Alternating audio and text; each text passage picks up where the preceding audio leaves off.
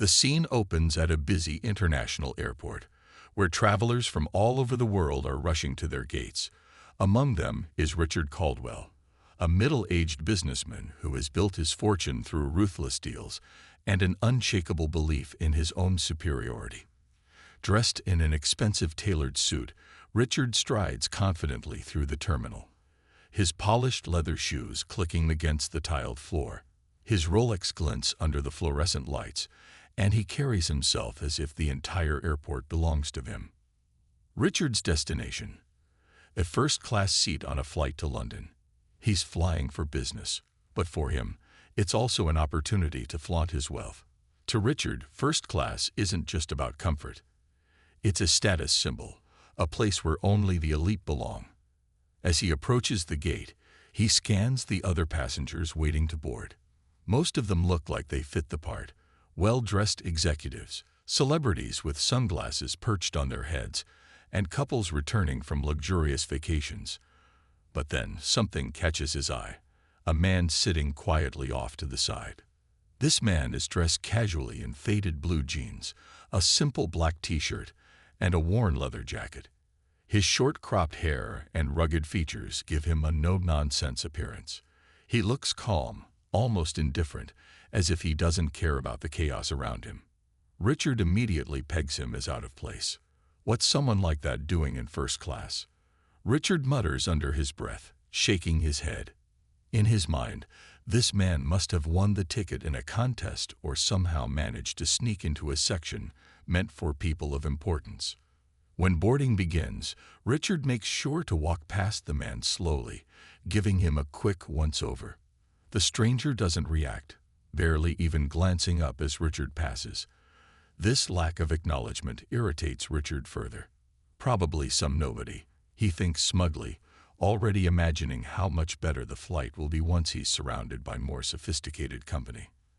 As Richard finds his assigned seat, he's surprised and annoyed to discover that the same man is seated directly across the aisle from him. Their eyes meet briefly as Richard settles in, and the man gives him a polite nod before turning back to his book. Richard frowns, studying him again. There's something oddly familiar about the man's face, but he can't quite place it. Shrugging it off, he decides it doesn't matter. Whoever this guy is, Richard is certain he doesn't belong here. The plane begins to fill up, and soon the cabin buzzes with quiet conversations and the rustling of luxury magazines. Richard leans back in his plush seat, feeling satisfied with his surroundings, except for one glaring detail. Every time he glances across the aisle, the man's presence gnaws at him. Why does he look so relaxed? Doesn't he know this space is reserved for people who've earned it? Richard's irritation grows with each passing minute, setting the stage for what's to come. Little does he know, his assumptions are about to lead him down a path he'll regret. As the plane taxis down the runway, Richard can't shake off his growing annoyance. The man across the aisle seems completely at ease, flipping through a paperback novel with a calm expression. His casual demeanor irritates Richard even more. How could someone so seemingly ordinary act like they belong in this luxurious setting? It didn't make sense to Richard, who prided himself on his ability to judge people based on their appearance and behavior. The engines roar as the plane picks up speed, lifting off the ground smoothly. Richard glances out the window briefly, but quickly returns his attention to the man sitting across from him. He notices the book's cover, a worn-out thriller with a generic title, and scoffs inwardly. Probably some cheap novel, he thinks, rolling his eyes. For Richard, reading material was another way to measure someone's worth. A successful person would surely be reading something more prestigious, like a business journal or an award-winning biography. This further solidifies his belief that the man is unworthy of being in first class. Unable to contain his frustration any longer, Richard leans back in his seat and clears his throat loudly. When the man doesn't react, Richard decides to take things into his own hands. With a smug grin, he turns to the flight attendant hovering nearby and says, loud enough for everyone in the vicinity to hear, "You know, I've always appreciated how exclusive first class is supposed to be. But lately, It feels like anyone can just wander in. His tone drips with sarcasm, and though he doesn't mention the man by name, it's clear who he's referring to. Several passengers glance nervously between Richard and the stranger, sensing the tension brewing. Some shift uncomfortably in their seats, while others pretend not to notice, burying themselves deeper into their books or headphones. No one wants to get caught in the middle of what feels like an impending confrontation. To Richard's surprise, the man doesn't rise to the bait. Instead, he lowers his book slightly and looks up, meeting Richard's gaze with steady, piercing eyes. There's no anger or defensiveness in his expression, just a quiet confidence that unnerves Richard more than he cares to admit. After a brief pause, the man nods politely and says, "Fair point," before returning to his book without another word. This nonchalant response only fuels Richard's irritation. He had expected indignation, maybe even an argument, but the man's calm demeanor throws him off balance. Frustrated, Richard mutters under his breath, "Some people just don't know when they're out of their depth." His voice carries just enough for the passengers seated nearby to hear, and a few exchange awkward glances. One woman shakes her head subtly, clearly unimpressed by Richard's rudeness. Determined to prove his superiority, Richard continues his passive-aggressive tirade. Leaning toward the flight attendant again, he adds, "It's such a shame when standards slip, isn't it? First class used to mean something special. Now, well..." He trails off meaningfully, letting his words hang in the air. The flight attendant forces a polite smile, clearly uncomfortable with the situation but unwilling to intervene. Throughout all of this, the man remains unfazed, continuing to read as if nothing has happened. His composure only deepens Richard's frustration. What kind of person could sit there so calmly after being insulted? Richard begins to wonder if the man is deliberately ignoring him, or worse, mocking him. The thought makes his blood boil, and he clenches his fists tightly, trying to maintain his outward appearance of control. Unbeknownst to Richard, his behavior is starting to alienate those around him. A young couple seated behind him exchanges amused looks, whispering quietly about how ridiculous he's being. Even the flight attendant, who initially seemed neutral, now avoids making eye contact with him. Despite his efforts to assert dominance, Richard is slowly losing the respect of everyone on board, all because of the quiet, unassuming man across the aisle. And yet Richard remains oblivious to the growing disapproval. Convinced that he's justified in his actions, he settles back into his seat, still simmering with resentment. Little does he know, his insults are about to lead him down a path he'll soon regret. As the plane cruises at a steady altitude, Richard's frustration begins to simmer down slightly, but his curiosity about the man across the aisle grows stronger. Unable to let go of his earlier irritation, he decides to test the waters again, this time with a direct approach. He clears his throat loudly, leaning forward in his seat as if preparing for an important conversation. The man, still engrossed in his book, doesn't immediately respond. After a moment, Richard taps his fingers on the armrest impatiently, waiting for the stranger to acknowledge him. Finally, the man lowers his book and looks up, his expression calm but unreadable. "Yes," he asks in a polite yet clipped tone, as if sensing that whatever is coming won't be worth his time. Richard forces a smile, though it doesn't reach his eyes. "I couldn't help but notice you seem pretty relaxed," he begins, his voice laced with condescension. "Most people would feel out of place here, but you, well, you don't seem bothered at all." The man raises an eyebrow slightly, clearly unimpressed by Richard's attempt at small talk. "I'm just enjoying the flight," he replies evenly, closing his book and placing it on the tray table. His demeanor remains composed, almost as if he's humoring Richard rather than engaging genuinely. This only fuels Richard's need to assert dominance further. "Oh, I see," Richard says, leaning back in his seat with a smug grin. "So what exactly do you do for work? Some kind of manual labor? Or maybe you're one of those internet personalities these days. You know, the ones who make videos or post memes or whatever kids are into now." He lets out a short, dismissive laugh, clearly implying that the man's profession must be insignificant compared to his own glamorous life as a businessman. For a brief moment, there's silence. The man stares at Richard, his piercing gaze making Richard feel oddly exposed. Then, without missing a beat, the man replies, "Entertainment." His answer is simple, vague, and delivered with a slight smirk that leaves Richard unsure whether he's being mocked or not. "Entertainment," Richard echoes, raising his eyebrows skeptically. What does that even mean? Are you an actor? A musician? Or maybe you're just someone who streams video games online? He chuckles dryly, clearly mocking the idea of such professions. Not exactly the same league as running a multi-million-dollar company, is it? The man shrugs nonchalantly, unfazed by Richard's jabs. Different strokes for different folks, he says with a hint of amusement in his voice. Besides, I think most people prefer entertainment over spreadsheets any day of the week. His words hit a nerve, and Richard's face flushes slightly. For a split second, he wonders if the man knows more about him than he's letting on, or worse, if he's deliberately trying to provoke him. Before Richard can retort, the woman seated next to him, a quiet, middle-aged traveler, leans over and whispers nervously, "You might want to ease up. That guy looks like he could snap you in half if he wanted to." Her comment catches Richard off guard, and he glances at her incredulously. "What are you talking about?" He snaps, keeping his voice low but sharp. "He's just some nobody pretending to belong here." The woman shakes her head, looking uneasy. "Maybe. But have you ever seen those action movies where the hero seems completely ordinary until he suddenly saves the day? That's what this guy reminds me of. Trust me, I'd leave him alone if I were you." Richard waves her off dismissively, unwilling to entertain the idea that he could be wrong about the man.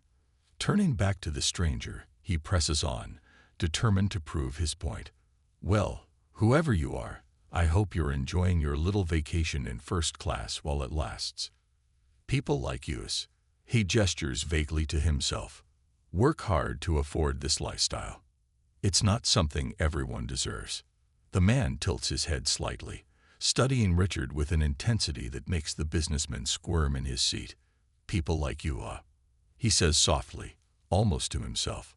Then, after a pause, he adds, "Fair enough. Enjoy your flight, mate." With that, he picks up his book and resumes reading, effectively ending the conversation. Richard sits there fuming, feeling both victorious and strangely unsettled. He had expected anger, resistance, or at least some sign of weakness from the man. But instead, he was met with calm indifference. It's maddening, and Richard can't shake the feeling that he's missing something important. As the minutes tick by, he finds himself stealing glances at the man, searching for clues about his identity. Could he really be someone significant? Or is Richard simply overthinking things?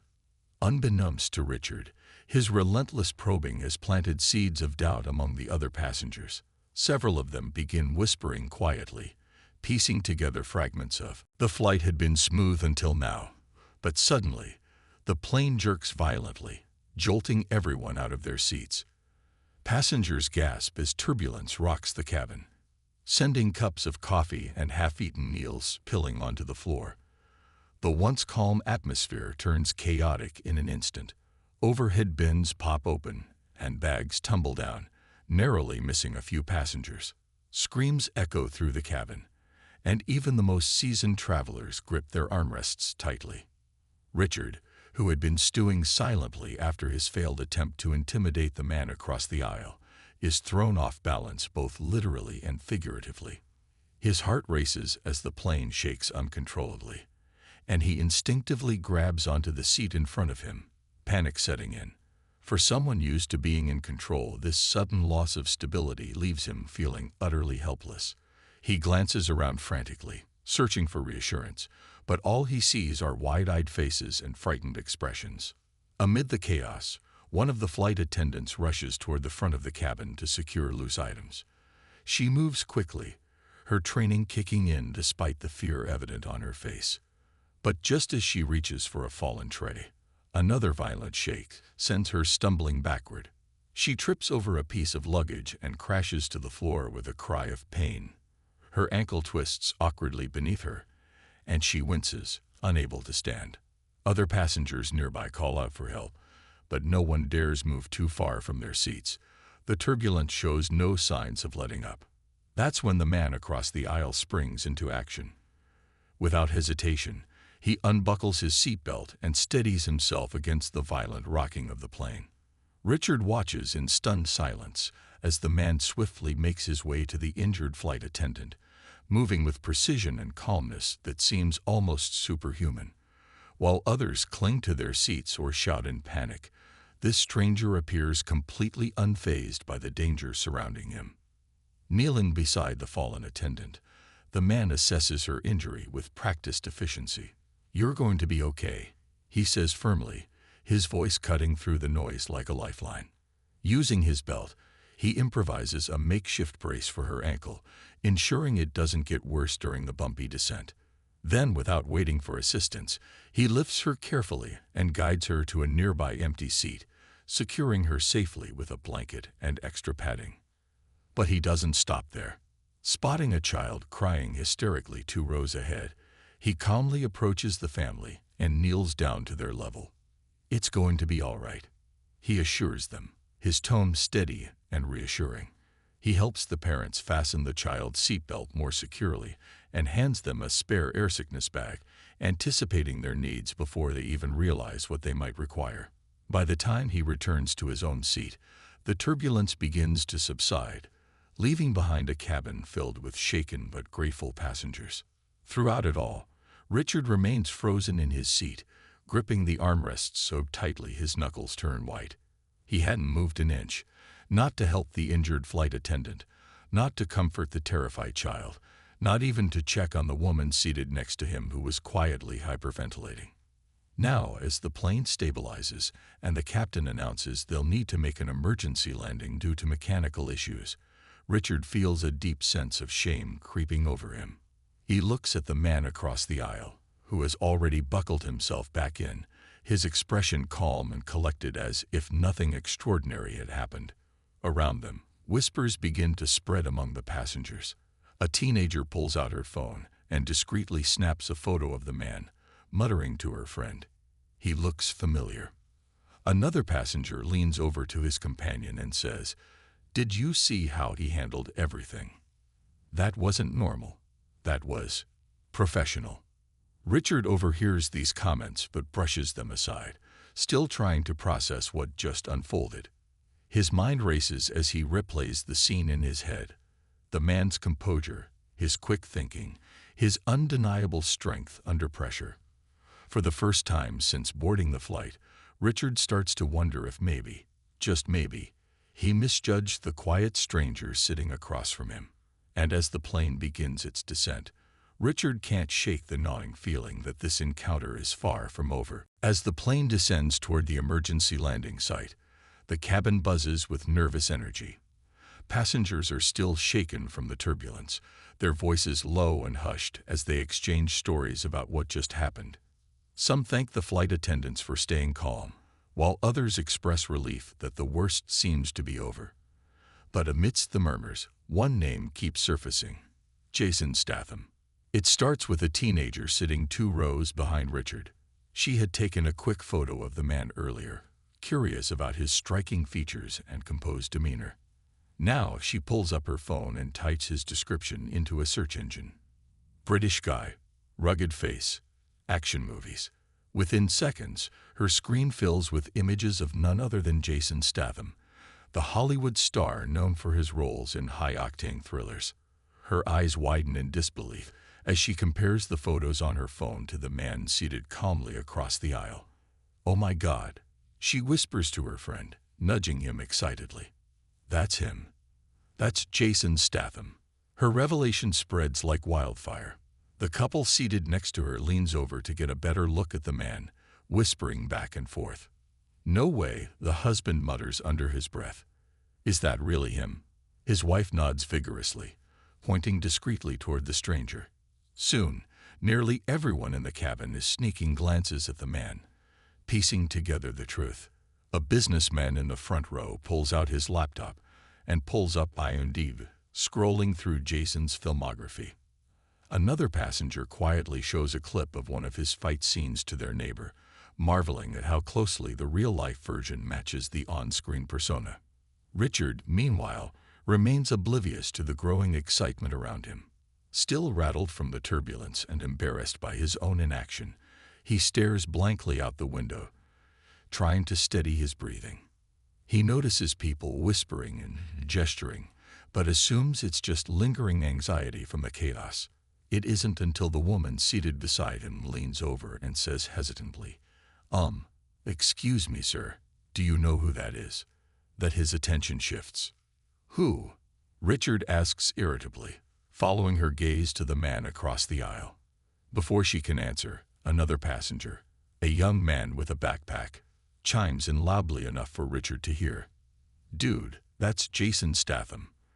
Like the Jason Statham. You know, the actor. Transporter, Fast and Furious. All those action movies. For a moment, Richard freezes, his mind struggling to process the information.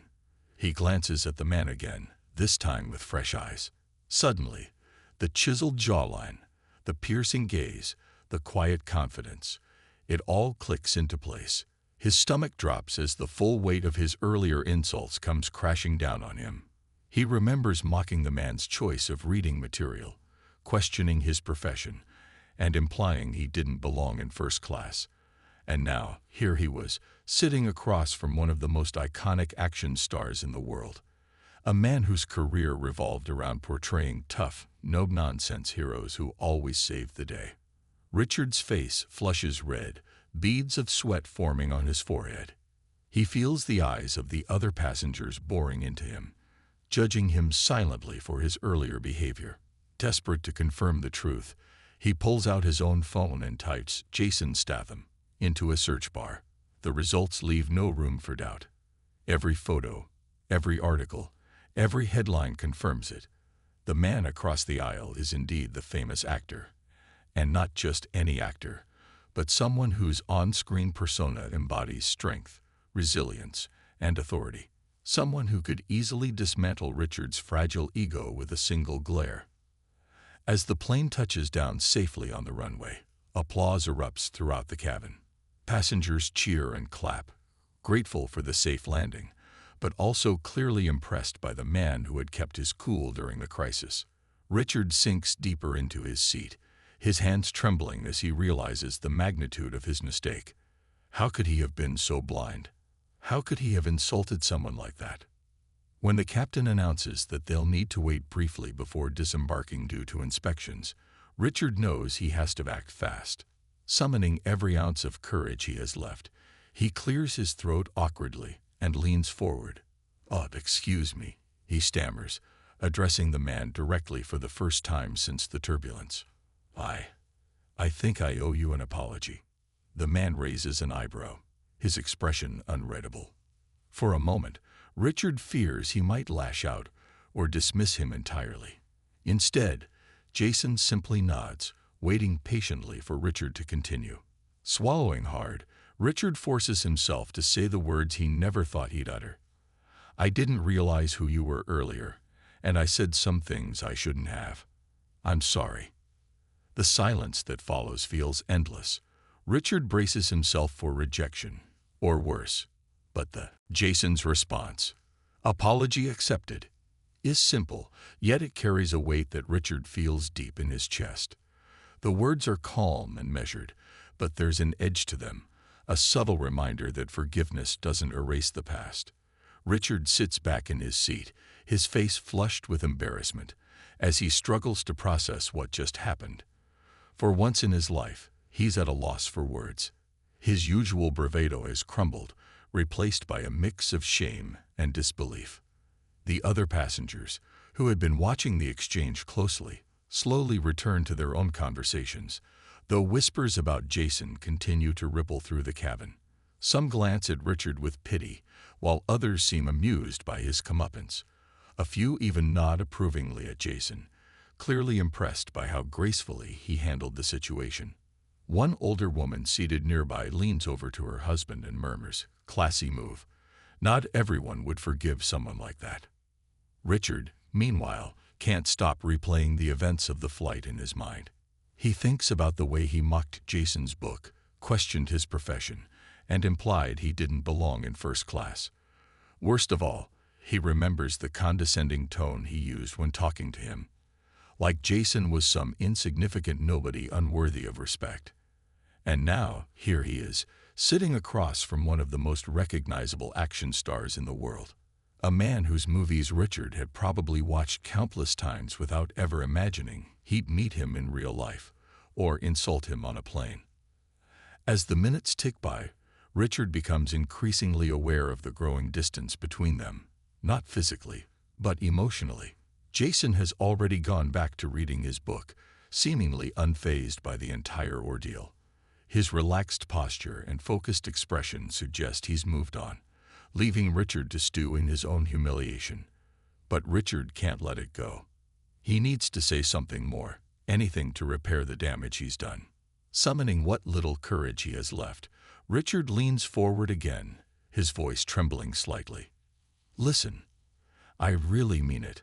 I'm sorry for everything I said earlier. It wasn't just rude. It was wrong.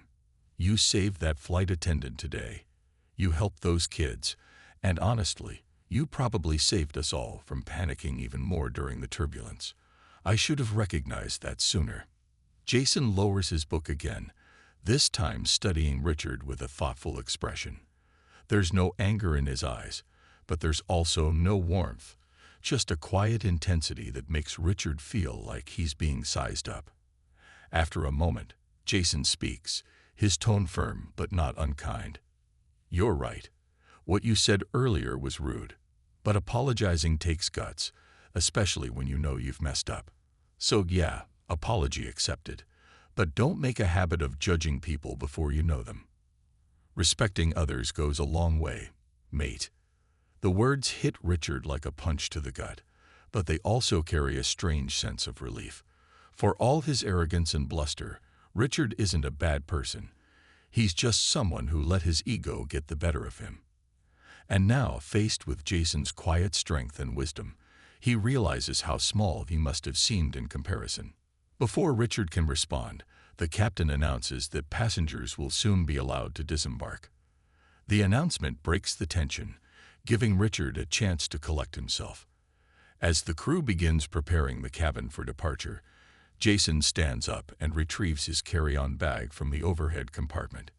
He moves with the same effortless confidence that defined his actions during the turbulence, drawing admiring glances from several passengers. Just as Jason turns to leave, he pauses briefly and looks back at Richard. "We all make mistakes," he says, his voice softer this time. "Just try to learn from yours."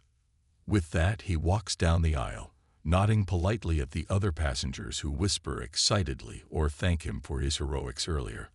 Richard watches him go, feeling a mixture of gratitude and regret. Gratitude because Jason chose to forgive him instead of holding a grudge, and regret because he knows he'll never forget this lesson, or the man who taught it to him. As the line of passengers begins filing out of the plane, Richard stays seated for a moment longer, staring at the empty space where Jason had been. He knows the rest of his trip won't be easy. The memory of this encounter will linger, reminding him of his shortcomings. But for the first time in years, Richard feels something unexpected: humility. And as he finally rises to join the crew, he resolves to carry that feeling with him, hoping it will guide him toward becoming a better version of himself. Once off the plane, Richard feels like he's walking through a fog. The weight of Jason's words lingers heavily on his mind, replaying over and over again. Respecting others goes a long way. Try to learn from your mistakes. It's a simple message, but it hits him harder than any insult or criticism ever could. For someone who has spent years believing he was above everyone else, humility feels foreign and uncomfortable. Yet, as much as he wants to shake it off, he can't. As passengers gather near the gate, many of them stop to thank Jason personally before heading their separate ways. A young mother holding her child's hand approaches him with tears in her eyes, saying, "Thank you for what you did back there. You kept us safe when we were all so scared." Jason smiles warmly, brushing off her praise with a modest wave of his hand. "Just doing my part," he replies, his tone easygoing but sincere. Others follow suit. A businessman shakes his hand firmly. A teenager asks nervously if she can take a selfie with him, and even the injured flight attendant manages to hobble over to express her gratitude. Richard watches from a distance, feeling both envious and ashamed. Envious because Jason commands such genuine respect and admiration without trying, and ashamed because he knows he'll never inspire that kind of reaction in people. Instead, his behavior today has likely earned him nothing but disdain. He glances down at his expensive shoes, avoiding eye contact with anyone passing by, certain they're judging him for how poorly he acted earlier. When the crowd finally disperses, Jason picks up his bag and begins making his way toward the terminal exit. Richard hesitates for a moment, torn between leaving quietly and saying one last thing. Something inside him, an unfamiliar urge to make amends, pushes him forward. Taking a deep breath, he hurries after Jason, calling out awkwardly, Mr. Statham." Jason stops and turns around, raising an eyebrow curiously. "Yeah," he says, his voice neutral but not unkind. Richard swallows hard, suddenly aware of how ridiculous he must look chasing after a global superstar in the middle of an airport. But he forces himself to speak anyway. "I just wanted to say, again, I really am sorry about everything. And thank you for handling things the way you did on the plane. I couldn't have done that." For a brief moment, Jason doesn't respond. He simply studies Richard, his piercing gaze cutting straight through the facade Richard has worn for years. Then, to Richard's surprise, Jason chuckles softly. "No need to chase me down, mate," he says with a small smile. "Like I said before, we all mess up. What matters is what you do next." His words are simple, yet they carry a profound truth that resonates deeply with Richard. He nods slowly, feeling a lump form in his throat. "You're right," he admits, his voice barely above a whisper. "And I promise I'll try to do better, starting now." Jason gives him a slight nod, acknowledging the sincerity in his apology. Then, without another word, he turns and walks away, disappearing into the bustling throng of travelers. Richard stands there for a moment, watching until Jason is completely out of sight. Though their interaction was brief, its impact will stay with him forever. Over the next few days, Richard finds himself reflecting constantly on the encounter. Back home, he starts noticing patterns in his behavior. How often he judges others based on appearances, how quick he is to dismiss people who don't meet his standards, and how rarely he shows genuine kindness. Each realization stings, but instead of ignoring them as he might have done before, he decides to confront them head-on. He begins small, forcing himself to treat everyone with more respect, from the barista at his favorite coffee shop to the janitor cleaning his office building. At first, it feels unnatural, almost like learning a new language. But gradually, he notices a shift, not only in how others respond to him, but also in how he feels about himself. For the first time in years, Richard experiences a sense of fulfillment that no business deal or luxury purchase could ever provide. Meanwhile, snippets of his story begin circulating online. Someone on the flight had posted about Jason's heroics during the turbulence, and soon enough, details about Richard's rude comments and subsequent apology made their way onto social media. While some commenters criticize Richard harshly, others applaud him for owning up to his mistakes and vowing to change. Reading these reactions humbles him further, reinforcing his commitment to becoming a better person. By the time Richard boards another flight weeks later, this time in economy class, he's a different man. Gone is the arrogance, replaced by a quiet determination to live by the lesson Jason taught him. That true worth isn't measured by wealth or status, but by how. Weeks have passed since the fateful flight, And Richard's transformation continues to unfold in subtle yet meaningful ways. The memory of Jason Statham, and the lessons he unknowingly imparted, remains etched in Richard's mind like a guiding principle. What started as an embarrassing encounter has become a turning point, reshaping how Richard sees himself and the world around him. Back at work, his colleagues noticed the change almost immediately. Gone is the man who used to bark orders and belittle employees for minor mistakes. In his place stands someone approachable and empathetic, a boss who listens instead of commands, who acknowledges effort rather than focusing solely on results. One afternoon, during a team meeting, Richard surprises everyone by publicly thanking an intern for catching a critical error in a report. "Good job," he says with genuine warmth, earning smiles from the entire room. It's a small gesture, but it speaks volumes about the kind of leader he's striving to become. Outside the office, Richard begins volunteering at a local community center, something he never would have considered before. He spends his weekends mentoring young entrepreneurs, sharing insights from his own career, while encouraging them to pursue their dreams without fear of failure. At first, he feels out of place among the energetic crowd, but over time, he finds joy in helping others succeed. The gratitude in their eyes reminds him of the respect he saw in Jason's gaze, a look that said actions speak louder than words. His personal life undergoes a shift as well. Richard reconnects with old friends he had drifted apart from, realizing that many of those relationships suffered because of his arrogance. Over dinner one evening, he apologizes to a childhood friend whose wedding he missed years ago due to a last-minute business trip. "I was selfish back then," Richard admits, his voice tinged with regret. His friend accepts the apology graciously, and they spend hours reminiscing about happier times, vowing to stay closer moving forward. The ripple effects of Richard's newfound humility extend even further. Inspired by his experience, he starts writing a blog where he shares stories of self-reflection and growth. His posts are honest and raw, detailing everything from the infamous plane incident to the daily challenges of breaking bad habits. To his surprise, the blog gains traction quickly, resonating with readers who appreciate his vulnerability. Comments pour in from people thanking him for reminding them that change is possible, no matter where you start. One day, while scrolling through social media, Richard stumbles upon an article about Jason Statham.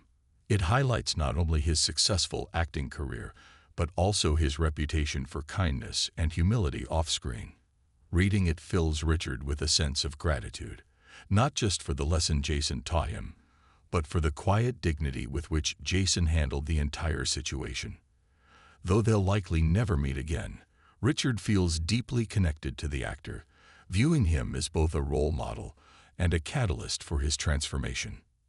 Months later, Richard books another international flight, this time choosing first class once more, though for entirely different reasons. As he settles into his seat, he can't help but smile at the irony of it all. He glances across the aisle, half expecting to see Jason sitting there again. But this time, the seat remains empty. Still, the memory of their encounter feels vivid, as if Jason's presence lingers invisibly, urging Richard to keep pushing forward. When the plane takes off, Richard leans back in his seat and closes his eyes, reflecting on how far he's come. He thinks about the man he used to be, the entitled, judgmental version of himself, and realizes how much lighter he feels now that he's shed that skin. He knows he's not perfect. There will still be moments when old habits creep back in, but instead of fearing those setbacks, he embraces them as opportunities to grow. As the flight progresses, Richard strikes up a conversation with the passenger seated next to him, a young woman traveling alone. She seems nervous, gripping the armrest tightly during takeoff. Remembering Jason's calm demeanor during turbulence, Richard offers her reassuring words, telling her she's safe and that the pilots are highly trained professionals. Her tension eases slightly, and she thanks him with a grateful smile. For Richard, this small act of kindness serves as proof that he's truly changed, that the ripple effect of Jason's influence continues to spread, even through him. By the time the plane lands, Richard feels a renewed sense of purpose. He steps off the aircraft with a quiet confidence, knowing that every interaction, no matter how insignificant it may seem, holds the potential to make a difference. And though he'll always carry the memory of that turbulent flight and the man who changed his perspective, he walks away with a